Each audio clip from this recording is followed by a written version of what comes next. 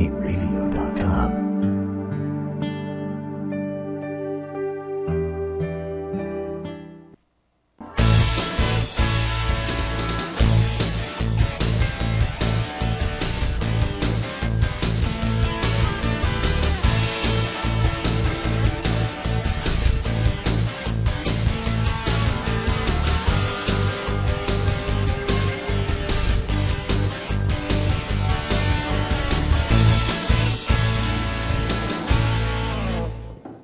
Hello again, everybody. This is Joe Larson, and you're watching the 505 On Racing Show live from New York.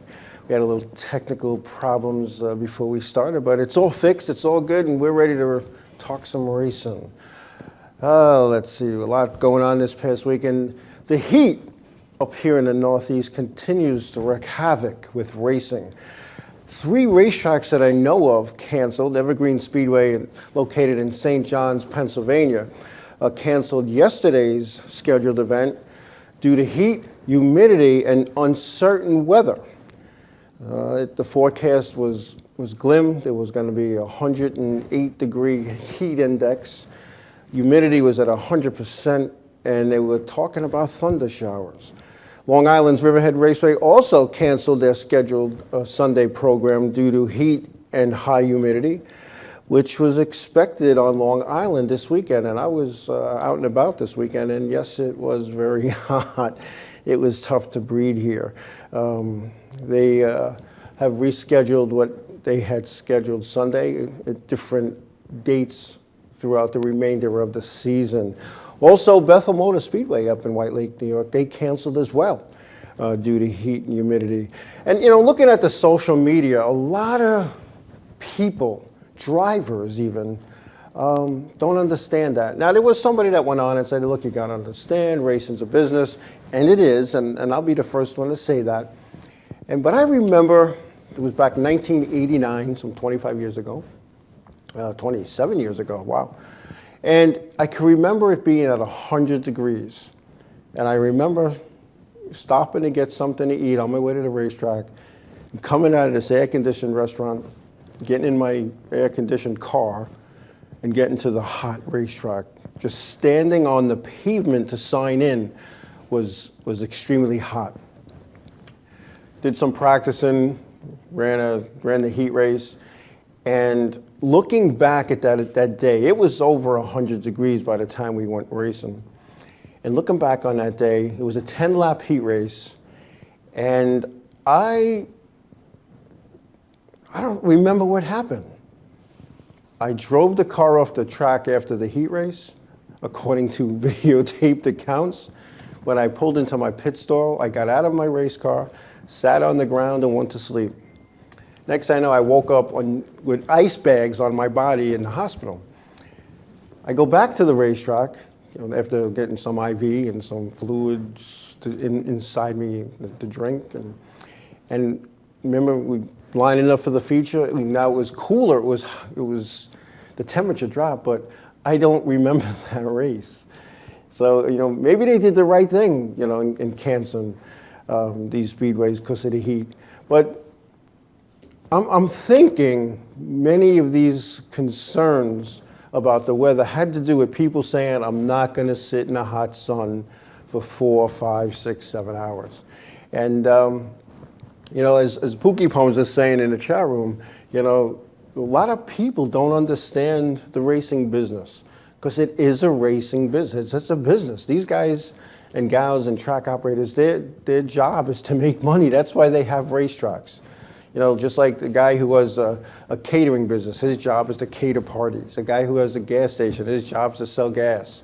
A guy that has a marketing company, his job is to market the goods and products of other people. So another company. So when a racetrack cancels, that's no easy decision. The powers to be, they're probably talking about it all week long, and as they get closer and they see the forecast and they say, we're looking at 100 and something degrees or 108, 9, 10 degree heat index and humidity 100%. We can't have people passing out in our grandstands, possibly falling and banging their head and suing us. And I'm sure that goes through their heads as a businessman. So you do the next best thing, you cancel the event due to weather. And it is hard to do. So when you look at that as a track operator, maybe these tracks only operate 25, 30 times a season, and to give up a night because of weather is very expensive. And expensive in money lost if you do run that show, because you still got to pay the purse, you still got to pay the insurance, you still got to pay sanction fees if you're under NASCAR, you still got to pay your staff for standing around. All your expenses are going to be the same. If nobody comes into the grandstands and nobody buys food at the concession stand, you lost your shirt that day. But drivers they're racers. I know racetracks that New Year's Day in the snow are racing. They have a special need to go racing. Have a show in the winter, and looking back, we never can. It was up to the driver. I'm not in the points. It's too hot. I'm going to stay home. But most cases, you went and you did what you had to do, and you got your ice packs out, and you started hydrating days before. Because to wake up that one, oh, it's going to be hot. I'm going to hydrate. That's not the time to do it. You need to hydrate days before. I recall my days as an official and being told by the director of the touring series in an email, like Tuesday, it's going to be hot and humid this weekend at wherever we're going to be. Please start hydrating. And I'll tell you what, that's what you needed to do. And, and like Bethel fan says, there are dangers associated with heat, and there's heat stroke and people falling, like I said earlier, and banging their heads. And as she said earlier, Bethel fan, there are people that are sue happy. They're not going to tell the courts, well, you see, I didn't drink water and I passed out. They're not going to say that. They're going to say, oh, I was feeling good. I went down to go to the ladies' room and the men's room, and I tripped on a board that was sticking up on the ground, and they're going to get money. And they know that. They know that. So, I don't begrudge these track operators for calling the show and pulling the plug read. In fact, I applaud them. That is a big decision to make. It's tougher than making a rainout decision, because you're faced with the same thing, except now you're going to get scrutiny, because the people are going to say, look out there from their air-conditioned home, they're going to say, wow, it looks pretty nice out. I can't believe they canceled. So that's what happens. So my hat's off to them to do it. And I understand as a racer that, hey, I was working in my car a week in that heat. My shop's not air-conditioned. Why can't we race? And they just have to understand there's a lot that goes into a decision to cancel or pull the plug on an event. So, what are you going to do? It happens. Hopefully the heat in here from Pennsylvania up breaks. They're saying we should get a little bit of a break tomorrow. It'll be in the high 80s. The summer that wouldn't come now won't go away. But a lot has happened. In fact, Brian France had discussed canceling Pocono if the heat was going to continue to go the way it looked like it was going to go, and he ended up not. And maybe he should have, because it rained all weekend anyway. They had a run on Sunday, which was caused or stopped because of fog. When you look at that Pocono racetrack there in Pocono, Pennsylvania, when you look at that place, now it's built in the Pocono Mountains, and there's weather there all the time. I don't remember a time I went to Pocono where there wasn't some kind of weather event the weekend, that Friday, Saturday, or Sunday. I remember going there a couple of years ago, and you could see it way over the mountains, a black line. And the black line got thicker and thicker and thicker and thicker until it looked like a curtain. And the next thing you know, the track announcer says, everybody out of the grandstands, there's dangerous lightning coming and torrential downpours.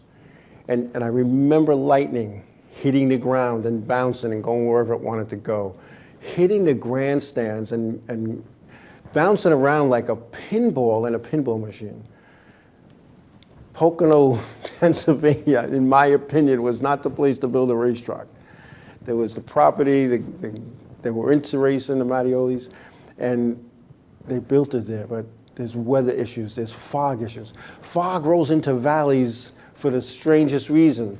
It's like, when you look at Candlestick Park, the San Francisco Giants baseball play, right off the bay there, and it could be 100 degrees in the day, and it's like chilly and cold at night, and the fog comes in, and you can't even see. The catcher can't even see into the outfield, and the outfield can't see what's going on, and it's crazy. These are the things. When Daytona International Speedway was built, Big Bill France looked around and says, I got to build this place where the weather's pretty good. And that's why he chose Daytona. It doesn't have too much rain, and when it does rain, it pretty much comes and goes. Yeah, there's people are going to get up there, oh, I can remember, this year. Yeah, of course, there's an exception to everything. But I got to tell you, they made the right decision. I can remember a hot night here on Long Island and the Riverhead Raceway, and Roger Oxy, in a 50-lap, winningest late model driver on Long Island history, got out of his race car after a win and just collapsed onto the ground due to weather. He wasn't feeling too good anyway at the time, but he was a racer, and he had a point to prove that night, and him and I understand what that point was. But the weather pays a factor. And like I said, I'm sure many other tracks canceled because of the heat. But I got to applaud them. Tough decision to make, and when you're a true businessman and you care about your fans and you care about your drivers and your crews and your officials, sometimes you have to make those hard decisions. Oh, well. All right, when we come back, we're going to talk about the Xfinity Series and their Run in the Rain when we come back.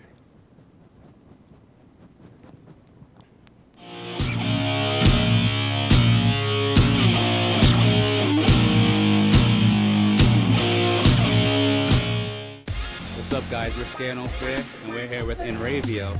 If they catch you at a show with one of these bracelets, you will win $100. That's a lot of money. So get a bracelet. Do whatever it takes to get that. Hit them up online.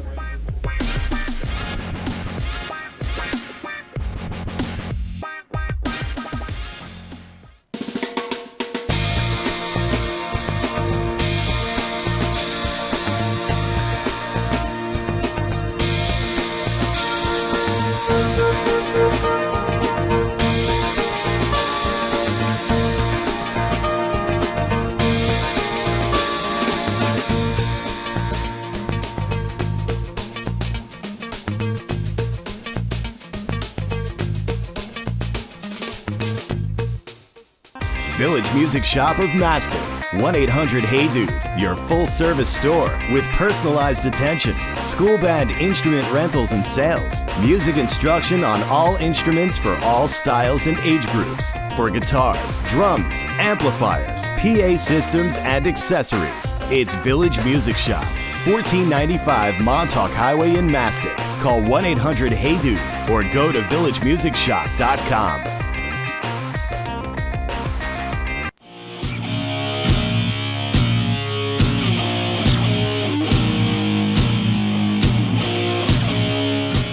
Hey, welcome back. We are back. All right. The Xfinity Series was at Mid-Ohio, in Lancaster, Ohio, and a road course. And I thought I was seeing things when I turned it on and saw rooster tails of water. They ran in the rain. Goodyear always brings a rain tire when there's going to be a weather issue. And these teams bolted on rain tires and raced. And they had wipers and they had taillights put in for the event. And you got to wonder, is that a good thing to do? I'm going to say yes. Because you know why? Is why. These drivers now have to be drivers. And let me explain that. When you look at these top series, these cars are set up perfect for the most part. And these crew chiefs and teams have done their homework. And a lot of that homework has to do with the years and years and years of going to that track and the lap after lap of test sessions at tracks that are exactly like the one they're going to, which is hard to plan for a road course. However, you know, when you look at a road course, especially in today's electronic times, and you can go into your computer and simulate a race.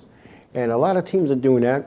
And you know, when you do that, you know, okay, let's do this, let's run this weight spring, let's do that, let's run that air pressure, and they can adjust accordingly.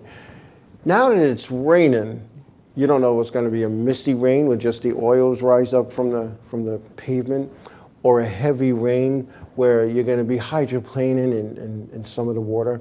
And I watched these drivers, and in case in point, Darrell Wallace Jr., I watched him, he was running up front, and I don't know if he got on it too hard or on the gas or got on the brake a little too hard, because you're running a road course. It's a lot of gas and brake at the same time. And around he went. How he made it through the mud, in the sand, how he made it without getting stuck where others did get stuck, because the clearance isn't that high, the chassis to the ground in an Xfinity car.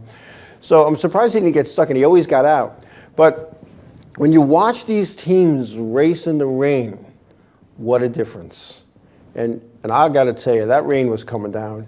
And, you know, does it stink for the fans who didn't want to sit in the rain? Yeah. But here we go back to promoter again. Those tickets were sold forever ago. There's no rain check. The event went on. So I know when I travel to racetracks, I have a bag that's never really unpacked unless I have to use it. And it includes some ponchos, some extra hats, extra socks. I'm going to sit through the rain, because after I just spent, you know, $150, $200, or in some cases $400 for that seat, I'm not going to say, oh, I guess I'll go back to the hotel. You can't watch it because it's blocked out some cases. So you're going to sit it out, and you hope you're in seats that have an overhang. But the rain was just insane there. But anyway, the way it went out is Justin Marks was the winner after 75 laps, followed by Sam Hornish Jr. Ryan Blaney was third, Justin Allgaier fifth. Eric Jones was sixth. Seventh was Andy Lally, a Long Islander out of East Northport. Brendan Gong was eighth, Elliott Sadler ninth, and Brennan Poole rounded out the top 10. And I'll tell you, it was a lot of people ended up slipping and sliding off the racetrack. And I'll tell you what, like I said, these guys are used to driving perfect race cars. There's no perfect race car when the track is wet.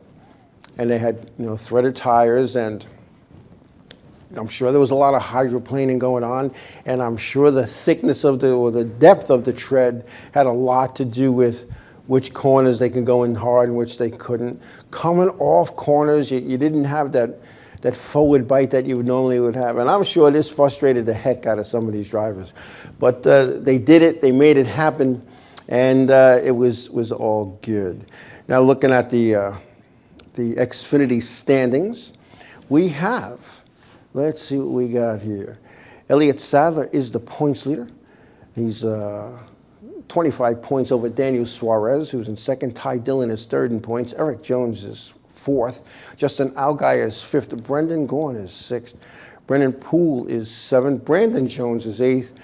Darrell Wallace Jr. is ninth. Ryan Reed is 10th in the points. They also have a chase format. It'll be interesting to see how that's going to work out. They're taking 12, and you have to be in the top 12 in points. Very similar to the Sprint Cup Series, where that one keeps changing season after season, and because they're tweaking it.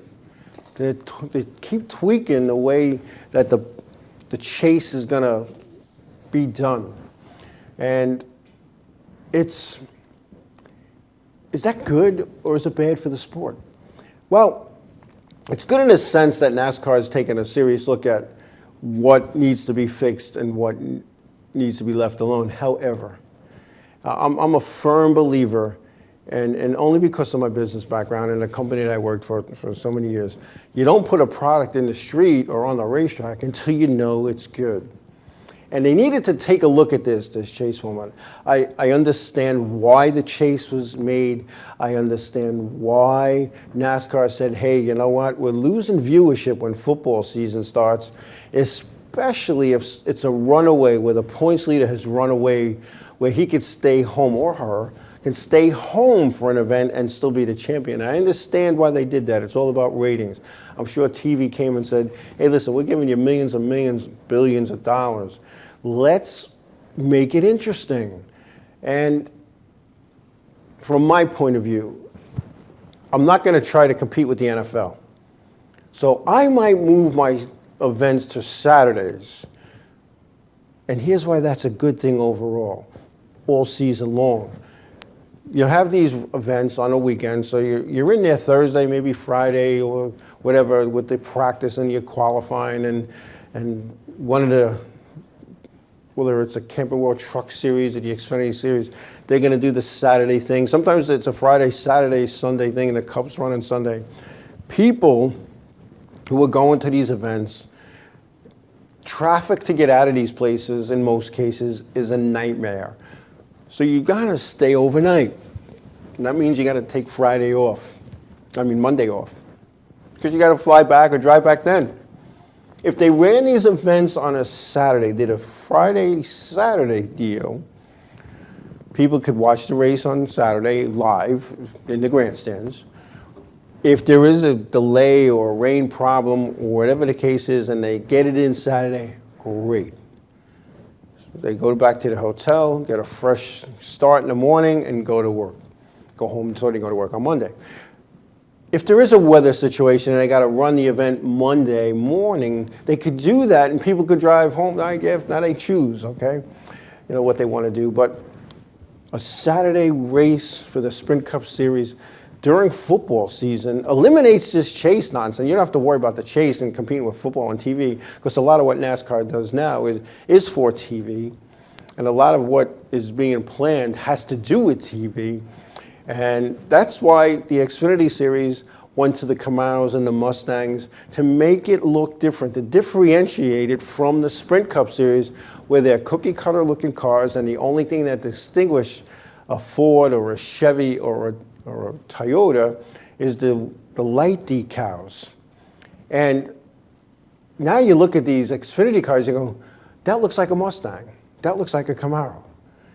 But in the Sprint Cup Series, and I'm telling you what, if you ever watch a test session where they bring their teams or they bring their cars out in primer gray and they just put their numbers on it, and that's the only identifying thing on the cars, the numbers, you couldn't say, hey, there goes a Camry. There goes a Ford, there goes a Chevy. You can't do it because they look exactly the same. And why they look the same is because they got to go through templates. Yes, when I was in the R&D center years ago, they had the stock production car next to the race car. The lines looked close. And I can be a wise guy sometimes, and I'll admit it. And I remember saying to the guy showing us around, I says, I don't know. I never saw a two-door Camry. He kind of looked at me. I says, I've never seen a two-door Camry. And you know, when did they start racing four-door cars in Sprint Cup Series? And you know, you get that look because you're supposed to be a perfectly wooden soldier. You're supposed to just stand there and do this. And that's not me, you know. And Doodle Dumble says, even the engines sound alike. There's no way. You go down the freeway or the expressway, wherever highway you're driving on, a Ford and a Chevy and a Camry, side by side, door handle to door handle, going down the highway, do not sound the same. They just don't. Now, do they sound the same because the exhaust rules say the pipes have to be a certain, you know, circumference and diameter and a length? Maybe. But it's all, you know, I go back to when every car looked like the one that you go to the showroom and buy. That old statement, you know, win on Sunday, sell on Monday, that really worked back in the day. And there were commercials. There were commercials that came out like hey, we won the Daytona 500 in a Ford. You could drive this same Ford and come to your local Ford dealer or your Chevy dealer. There was no Toyota dealers back then, but there was Buick you had back then. There was so many different manufacturers. Chrysler had cars back then. And over the years, they've pulled out, you know, and And the Doodle Dumpling is saying the Taurus, that was a 4-door car. But that was NASCAR in modern time now, when they were running the Taurus. Show me a 2-door Taurus. You can't. You know, show me a rear-wheel drive Toyota. Doesn't exist. When you look at the chassis on a Sprint Cup car, no matter what manufacturer it is, it's back from the 60s and the 70s.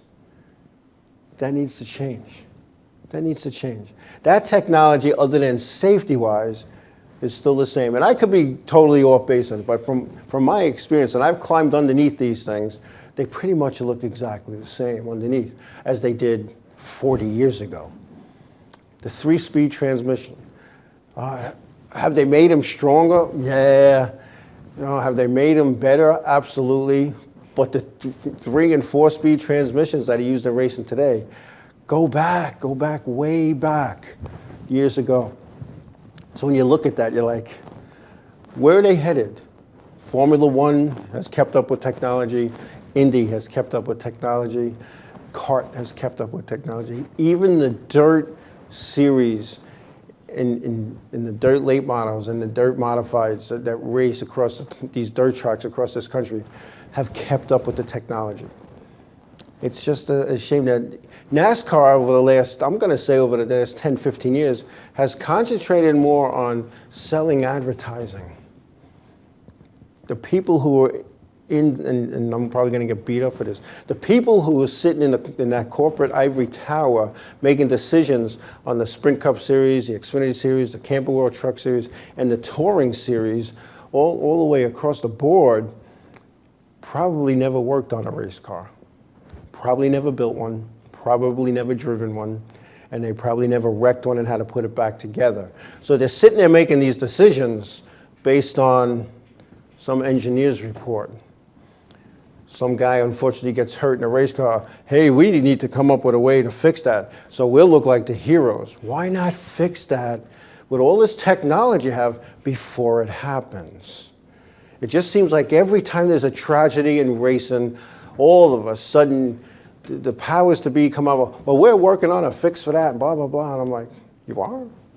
All of a sudden? And, you know, and I could tell you stories from, you know, behind the closed doors that I'm not going to get into, but I can remember making a suggestion, I'm going to say back in, it's 2016, probably back in 2009. And I kind of got laughed at. So, yeah, some of my feelings got a little bit hurt. But I made this suggestion, and it was a safety thing. And I figured they would jump all over it. No, we're not going to do that. We'll never do that. Next thing I know, a driver got hurt, and if they would have had what I recommended, that wouldn't have happened. And I'll tell you what the situation was, is these curved windshields that the modifieds had. They had these curved windshields that were supposed to move some of the air and give it downforce. If you looked at it really, it didn't really work that well because you had this big air cleaner in front of you, so the air was being dissipated anyway. So what happened? Somebody blew a motor, and a piece of the motor, a rod from the piston, shot out the motor, went through an opening that was maybe this big, and hit him right in the helmet. Now, your head can't move, so it's not like your head went back. His helmet took the full absorption of this piece, cracked his very expensive, the best money can buy helmet, and he got his bell rung. Within 2 weeks, the windshield that I recommended years before was put in the rule book. So I don't know. It's just one of those things. Doodle Dumpling, you got to make me crack up every time. And so we'll go, before we go to break, we'll end on a good laugh note. I'm up in the Doodle Dumpling. Now I know who you are. I'm up in the tower doing an Xfinity race at New Hampshire Motor Speedway. And I liked Diet Pepsi at the time. And I have a couple of cans of Diet Pepsi lined up, and I'm slurping them down in between laps and stuff. And Mike Helton, president of NASCAR, sitting next to me. And he's got the button for the yellow flag light, and I get one of these. You know, we're a Coca-Cola organization. I'm like, yeah. All right. Hey, Joe, we're a Coca-Cola organization. Yeah. Watching, doing my thing, ready to, making calls. And all of a sudden, he says to me, if you're going to drink a Diet Pepsi, please put it in a clear cup, because I was drinking a can. I said, Mike, listen, I went out to the machine right outside there, Pepsi, that's all they had. There was no Coca-Cola, I'm sorry. So there was a bunch of other people in the tower as well. So all of a sudden, he stands up, he goes, I'll be right back, does anybody need anything? I turned around and I said, well, I'll take a Diet Coke if you don't mind. I got no response from him, not a okay, nothing, not a response. The door shuts, he's out, and all of a sudden, David Hoots, who's the managing director of NASCAR events, turns around and says, yo, do you know who he is? I said, yeah, it's Mike. He goes, Mike, that's Mr. Helton to you. He introduced himself as Mike to me, so he's Mike. You might have to call him Mr. Helton because he introduced himself to me as Mike. All of a sudden, he comes back with a bunch of Diet Cokes. I'm thinking he has one for everybody. He parks them right next to me because I was on TV every once in a while, and Coke didn't want to see Pepsi product. True story. When we come back, we'll talk about some Iron Men in the sport of NASCAR when we come back.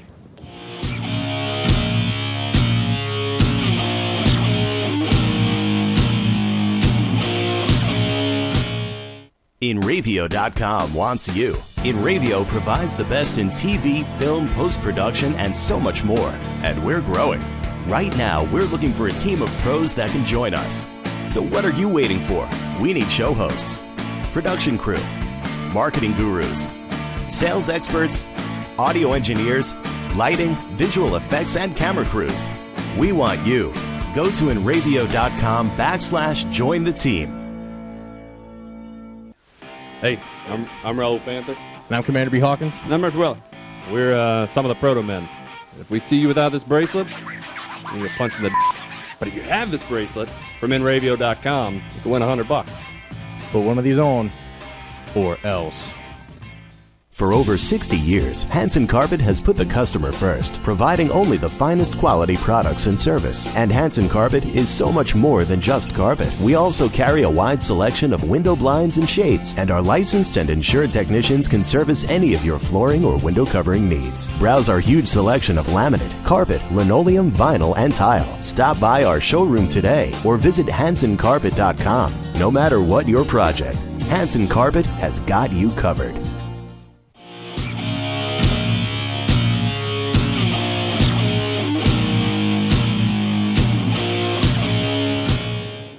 Hey, welcome back. So, in the NASCAR off weekend for the Sprint Cup Series, two guys did this marathon thing because the NASCAR schedule in itself is a marathon, and this past weekend, NASCAR Sprint Cup drivers traveled to Dublin, Ireland, two of them, to compete in the Ironman 70.3 race. About 6 weeks ago, Front Row Motorsports driver Landon Castle was talking to his training buddy and 2011 Daytona 500 winner Trevor Bayne about his training and got him to agree to sign up for the Ironman. Landon has competed in 6 of those 70.3-mile races, while Trevor had only competed in 2 sprint triathlons and 2 5Ks. So I'll tell you what, I will tell you what. People who think that race car drivers are not athletes, let me tell you something. They are. All right, now think about this. Think about this. Think about your own self. You're taking a trip, and it's 500 miles. In your family passenger car, van, truck, whatever vehicle you're going to drive, to go 500 miles will probably take you 7 hours. Now, you're going to stop for gas, and the gas stop's going to probably take you 20 minutes. You're going to use the restrooms, maybe go in and get a coffee or a soda, preferably a Coke if you're a NASCAR fan, and you're gonna be on your way. Now, think about you're sitting there and you could move and you're going from one side to the other, switching hands, put your arm up, and you're tired. You get to your destination, 500 miles, and you want to take a nap. Now, Getting a race car go 200 miles an hour on a half-mile racetrack like Bristol, which is this weekend, where you're making a left-hand turn every 4 seconds, maybe 3.8, for 4 or 5 hours. When you stop for gas, it's 12 seconds. You're not going to run out and use the porta potty that's on pit road behind the wall. You're stuck in your car. Could you do that? I don't think so. Race car drivers are athletes. It's 130, 140 degrees in these cars. Yeah, some of their helmets are equipped with like cool air running through their helmets. Some of them have cool suits. Some of these fire suits today, when you sweat, it's absorbed into this material which cools you down, but you're still physically doing this every 3.8 seconds. Think about it. You're an athlete. Think about watching the old Wide World of Sports shows years ago when these guys got out of their race cars after running Dover, Darlington, Martinsville, Bristol. What they looked like, the sweat dripping off them, grease on their face. They had to sit down and they're pouring water on them. Those guys were kind of not in the shape that these guys are in today. Race car drivers of the past, when their idea of lifting weights was a 12-ounce beer. I kid you not. I can remember going to Martinsville and being at the Dutch Inn, and any of you guys and gals who used to go to the Martinsville races with the modifieds in the Cup all know the Dutch Inn down the road in Martinsville, right down 220. And the place was filled with race car drivers. Harry Gann, he had his own seat at the bar, man. He was sitting there slamming them down. Richie Evans was there, the late Richie Evans. Oh man, we had so many good laughs there. And it didn't matter, and these guys would stay there until the sun came up. And I'm like, don't they have to race in the morning? Isn't there practice and qualifying? I was like, how do they do it? I couldn't even get up, and I was going just to watch. And I didn't even drink that much. In fact, I didn't drink at all. So when you look back on that, these guys today, they're taking all kinds of supplements. They have personal trainers, and their personal trainer beats the heck out of them all winter long in the off season, preparing them for the upcoming season. You know, think about it. Think about for the most part, 36 weeks. I think they have, if I'm not mistaken, 3 weeks off, so 39 weeks, they're racing. Because when they're not racing, some of them are testing. Some of them are doing personal appearances, flying all over this place for the country, for their sponsors. They got to be in shape. They got to rest right. They got to eat right. They have to drink the right fluids. And I can remember going to my primary care physician and said, listen, I'm going back racing, or at least make an attempt to. And what do you recommend? What kind of diet do you recommend? Because I have a little health issue, and I wanted to make sure I was cleared to do this because I didn't want to do this and have my health issues cause a bad wreck and hurt other people. So I went and I sat there and he told me what to eat, what to drink, and he even told me, because I'm a type 2 diabetic, and he told me to drink Gatorade that day and that I should have some in the race car because of the adrenaline that I was going through to go racing, because we all know your adrenaline pumping, that I needed to get sugar back into my body, otherwise it would drop too low. So, and I wasn't in the best of shape. I'm working on that. I have a trainer now. And he beats the heck out of me, let me tell you. But as it saw fit, my racing days are over. NASCAR told me to go play somewhere else. So that's what I'm doing. So anyway, that's a whole nother story. I want to get into that at the moment. But anyway, race car drivers are athletes. They are athletes. And I can remember that old Superstars show that ABC used to have on Wide World of Sports or after Wide World of Sports, where they had guys from different sports compete against each other, and it was elimination rounds. I would love to see some NASCAR guys. They bring that show back, have them compete with NFL players, NHL players, NBA players, Major League Baseball players, and NASCAR drivers. And I'll tell you what, the NASCAR drivers won't get blown away. they'll be a force to be reckoned with at something like that. Because if you look at some of these guys, they're in awesome, awesome shape. Look at Carl Edwards. He does backflips off the roof of his car after a win. I can't see, some of these NFL guys doing that.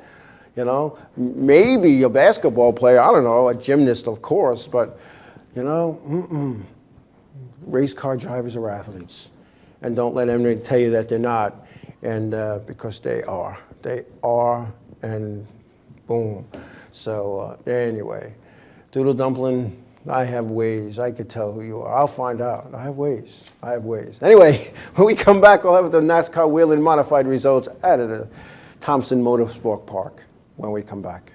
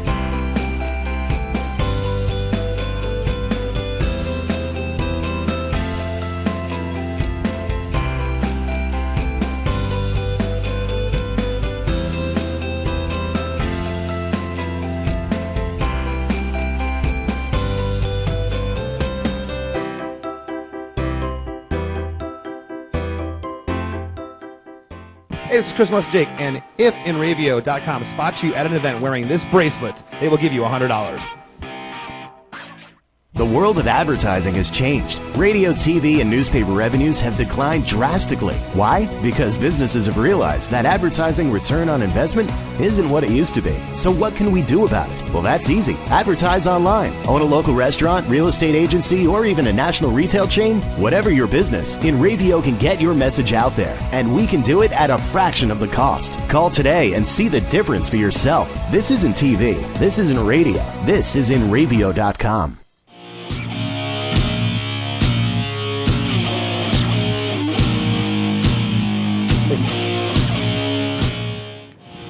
Welcome back.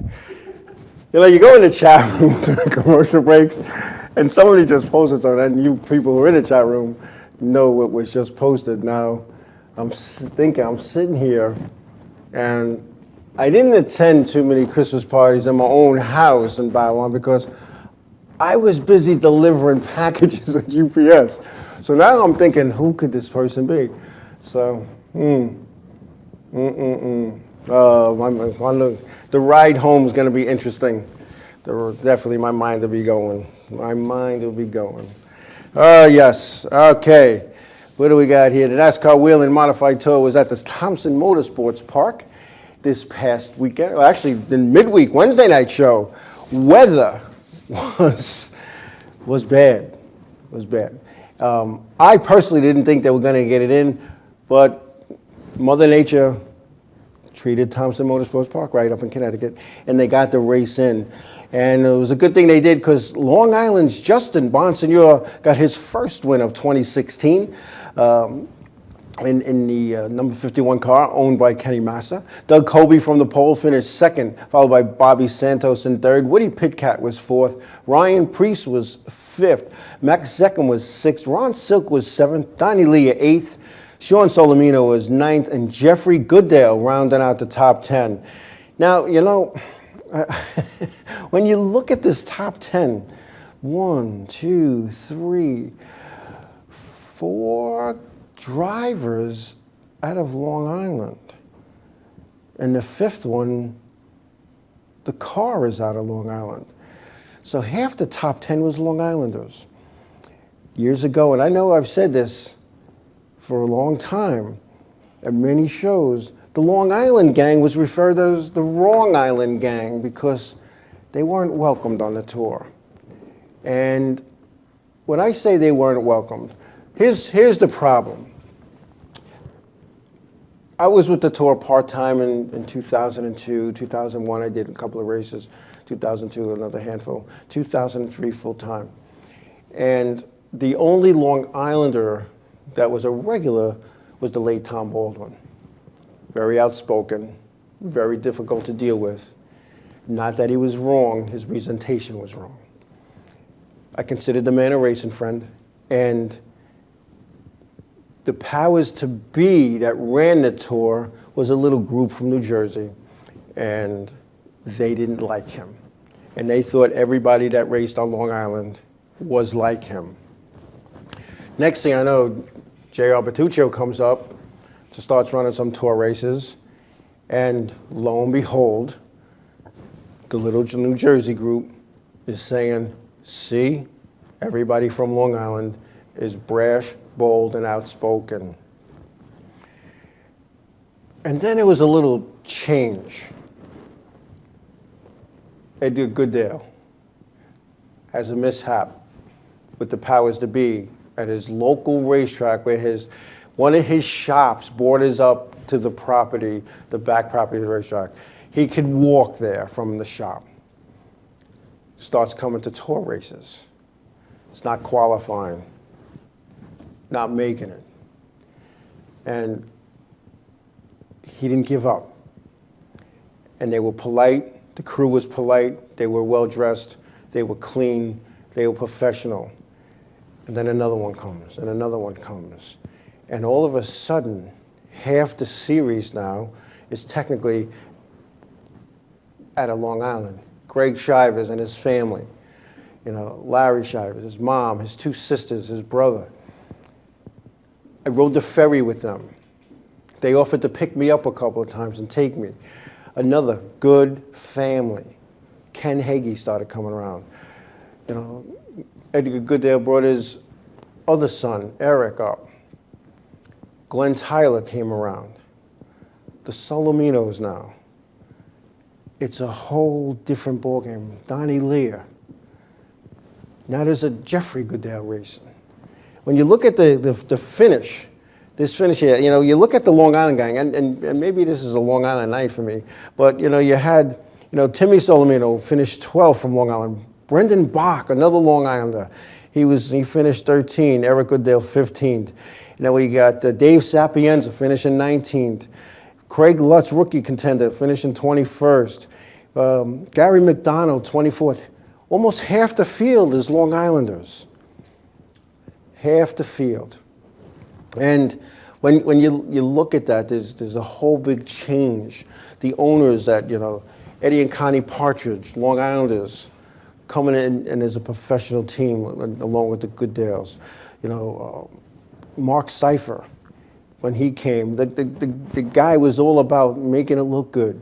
When you look back at that, and these guys coming in, Gary McDonald, an independent guy, shows up every time, when it's a changing of the guard on the tour. It's a changing of the guard. Johnny Bush, when he makes some shows. And it's a younger crowd coming in now, and again, it's a total change. Other than, Jamie Tomanio, who's been around forever, and I think he's going to race, and they're going to have to take him out of the race car with a crowbar. It's a whole new ball game. These kids are coming in.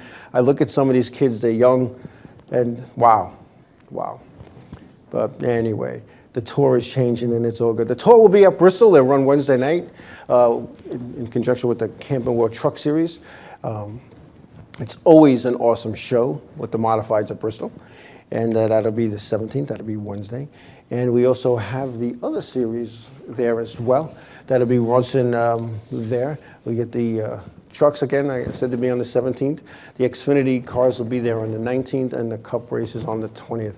So that'll be an awesome week. And if you were able to take a week off, you could take 1 week off other than the speed weeks in Daytona and watch all the races, Bristol is the place to be. It's definitely, in my opinion, the place to be. So we go to the Sprint Cup Series, had the week off. So looking at the chase for the Cup now in the Sprint Cup Series. Brad Keselowski is up front and Kyle Busch, followed by Carl Edwards, Denny Hamlin, Matt Kenseth, Jimmy Johnson, Kevin Harvick, Kurt Busch, Joey Logano, Martin Truex Jr., Tony Stewart, Ryan Newman, Chase Elliott, Austin Dillard, Jamie McMurray, and Kyle Larson. They're the top 16 right now. Newman, Elliott, Dillon, and McMurray and Larson do not have wins, so they're not locked in, so to speak, but they were in there. In fact, Kyle Larson is in the worst position coming out of Watkins Glen following a last lap wreck that sent him from 5th to 29th. That 24-point swing will put him in a precarious position. And should Buescher get into the top 30 in points because he has a win, that's going to possibly bump out Larson. Larson also had a 15-point penalty earlier in the season, which also is not helping him coming down the stretch. Casey Kane also had a 15-point penalty this season, something that's keeping him from being inside of that cut line as well. So Trevor Blaney's 8 points out in 17th. Casey Kane is 10 out in 18th. Ryan Blaney is 19 points out in 19th point. And A.J. Allmendinger 34 points out. He's sitting in 20th. So it should be interesting to see how that pans out. But Bristol, I'll tell you what, Bristol is the type of racetrack that it reminds me of my track that I went to as a kid, raced at and officiated out, Long Island's Riverhead Raceway. It's a beat 'em up, bang 'em up. It's tough to pass, and you kind of bump and grind your way into that. These cars come off the track sometimes, you can't even identify the numbers, you know, and the trick there is keeping it clean. And when you look at that, here's a track that, in my opinion, separates the men from the boys. I watched a lot of races at Bristol over the years. One of those racetracks that TV does not do it justice, as with Dover. Until you've been to Dover, you do not see the uniqueness of that racetrack. Martinsville, same thing.